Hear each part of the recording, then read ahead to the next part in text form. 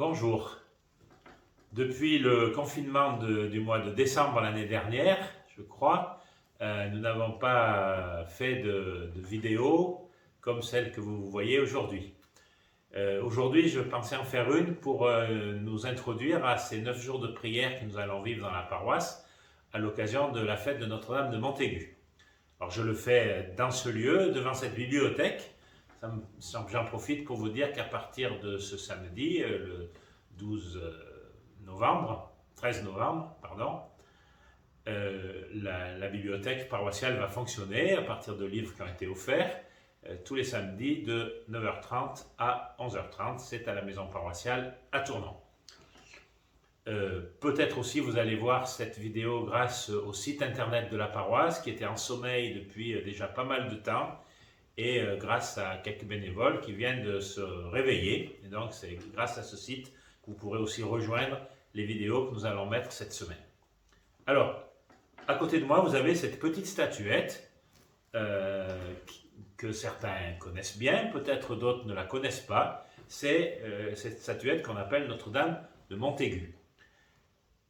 Elle est à Tournon depuis presque 400 ans, puisqu'elle est arrivée au mois d'octobre 1628, apportée par un religieux, le père de Fontgérolles, qui l'a ramenée de Paris.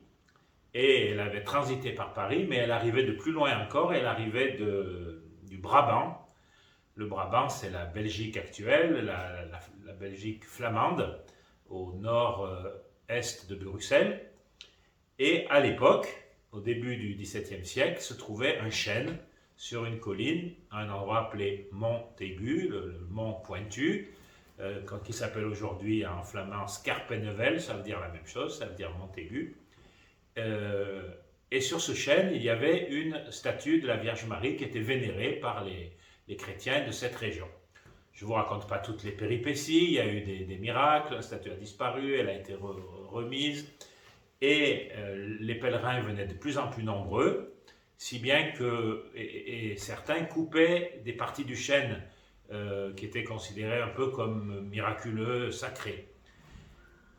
L'évêque de l'époque a fini par faire couper le chêne qui devenait dangereux pour mettre la statue dans une chapelle qui a été construite à la place de ce chêne, et puis peu de temps après, on a remplacé la chapelle par une basilique.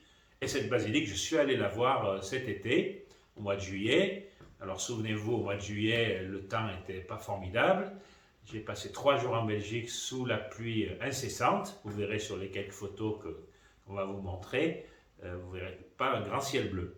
Cette basilique, donc, qui contient maintenant la statue originelle de Notre-Dame de Montaigu, qui se présente comme ça, vous la verrez mieux sur les photos qui vous seront présentées, qui est plus grande que notre statue de Tournon, qui mesure à peu près 30 cm, qui est habillée d'un manteau. Et donc c'est la statue qui était dans l'arbre, qui se retrouve maintenant dans la basilique.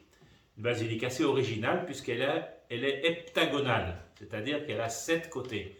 Et 7 pointes, comme une étoile à 7 branches, le chiffre 7 qui est un chiffre bien sûr très symbolique dans la Bible et dans les évangiles. On peut penser aux 7 douleurs de Marie, Marie qui accompagne son fils jusqu'à la croix, mais aussi aux 7 dons du Saint-Esprit. Et Marie, avec les apôtres au Cénacle, demande la venue de l'Esprit Saint. Donc on se remplit de ces dons de l'Esprit Saint. Donc, en 1603, le chêne est coupé, on commence à construire l'église, et de ces morceaux de chêne, on va tailler une multitude de petites statuettes de la Vierge Marie sous le vocable Notre-Dame de Montaigu. J'ai été en voir plusieurs, l'an dernier, pendant le confinement, je vous en ai envoyé des documents par internet où vous avez pu voir toutes ces petites statuettes qui se trouvent un peu partout en France. Celle donc de Tournon est arrivée en 1628, en pleine peste. C'était la peste dans la région, et elle a été installée tout de suite chez les Capucins. Leur couvent se trouvait au sud de la ville, au-delà de la porte de Mauve. On en garde la trace aujourd'hui avec la place des Capucins, c'était dans ce quartier. Et donc, cette statuette est placée dans la chapelle des Pères Capucins, et très vite, elle va être vénérée par les Tournonnais qui vont se tourner vers elle au moment de la peste, justement, et les consuls qui sont le conseil municipal de l'époque, vont faire un vœu chaque année d'aller en procession chez les Capucins vénérer Notre-Dame de Montaigu et lui offrir un cierge de cire, voilà, pour qu'elle intervienne pour faire cesser cette peste.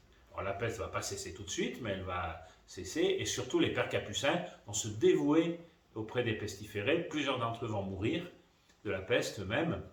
Vous avez le beau tableau qui est dans l'église de Saint-Julien qui représente la présentation de Jésus au temple et qui est sur l'autel de Notre-Dame de Montaigu. Il avait été offert par les Tournonnais aux Capucins pour les remercier de leur engagement pendant l'épidémie de peste. Voilà donc comment Notre-Dame de Montaigu est vénérée à Tournon. En 1710, il y a une autre épidémie et on va à nouveau renouveler ce vœu. C'est pour ça que vous avez ces deux dates, si vous y faites attention, qui sont marquées au-dessus du tableau dans l'église.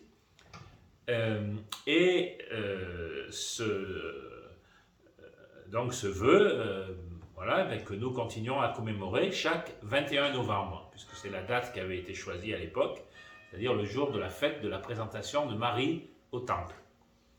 Une petite anecdote encore, en 1940, pendant la débâcle et l'avancée de l'armée allemande, les Tournonnais sont encore tournés vers Notre-Dame de Montaigu, c'est marqué aussi sous le tableau à l'église, donc au mois de juin 1940, et les Allemands se sont arrêtés au Doubs, n'ont pas franchi ni le Doubs ni le Rhône dans leur avancée, et puis l'armistice a été signé à ce moment-là. Voilà, donc l'an dernier, au moment de la première épidémie de Covid, la première vague, comme on dit, eh bien, avec le Père Jean-Yves, eh bien, nous étions tous les deux ici, confinés comme vous, et nous avons pris l'habitude d'aller dire la messe à l'autel de Notre-Dame de Montaigu et de lui présenter la peste actuelle qui était ce Covid, et de lui demander d'intercéder pour les malades, pour les soignants, pour toute la population, pour les dirigeants, etc., pour tous ceux que cette épidémie marquait et rendait la vie difficile.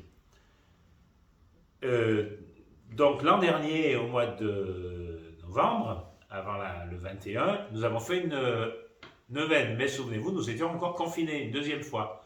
Donc on avait fait cette neuvaine par Internet interposé. Et donc cette année, on pourra la faire en présentiel, puisque maintenant c'est un mot qu'on emploie moins, puisqu'on a repris l'habitude quand même de se rencontrer. Donc tous les jours de la semaine, à partir de vendredi 12 novembre, la messe sera célébrée le soir à la collégiale à 18h30, précédée du chapelet à 18h, et on terminera par la prière de la neuvaine, sauf les samedis. Les messes sont maintenues le matin à 8h30, précédé du chapelet à 8h. Le dimanche 14, chacun fera la neuvaine chez soi. Il y aura les messes le dimanche, mais on pourra faire la neuvaine en famille. Et par contre, le dimanche 21 à 10h30, il y aura la messe solennelle. Tout ce programme vous sera envoyé également, vous le trouverez avec cette vidéo. Vous trouverez, on donnera aussi cette petite image avec Notre-Dame de Montaigu de Belgique, celle de la basilique de Scherpenheuvel, et avec la prière derrière. Donc on vous donnera ça vendredi, on donnera ça dimanche à ceux qui ne pourront pas venir vendredi. Je pense qu'il y en aura pour tout le monde. Cette année, petite nouveauté, on aura chaque jour, malgré le présentiel, une petite vidéo. Pour ceux qui ne peuvent pas venir, pour ceux qui veulent s'unir à la neuvaine de chez eux. Et chaque année, ça sera un petit groupe différent qui va animer ce temps de prière. Vous le découvrirez chaque jour. Voilà, cette neuvaine, pour cette année, je vous propose essentiellement deux intentions de prière. La première, eh bien, c'est toujours le Covid qui nous marque encore, même si on commence à apprendre à vivre avec lui, mais on voit bien qu'il y a encore des risques de redémarrage de l'épidémie. Donc on porte encore dans notre prière tous ceux qui sont marqués par cette maladie, les soignants, tous ceux qui ont à prendre des décisions parfois pas faciles, et qu'on porte ça vraiment tous ensemble dans l'unité, dans la fraternité. Et puis la deuxième intention, c'est plus une intention de l'Église. Notre évêque lance pour tout le diocèse et pour toutes les paroisses une démarche pour que chaque paroisse mette en place des projets pour que l'évangile soit mieux annoncé dans notre temps et dans notre époque.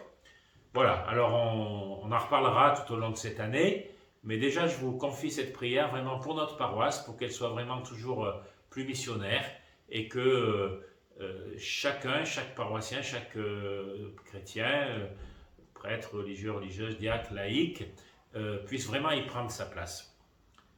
Merci de vivre cette neuvaine avec notre Mère du Ciel, Notre-Dame de Montaigu. Priez pour nous.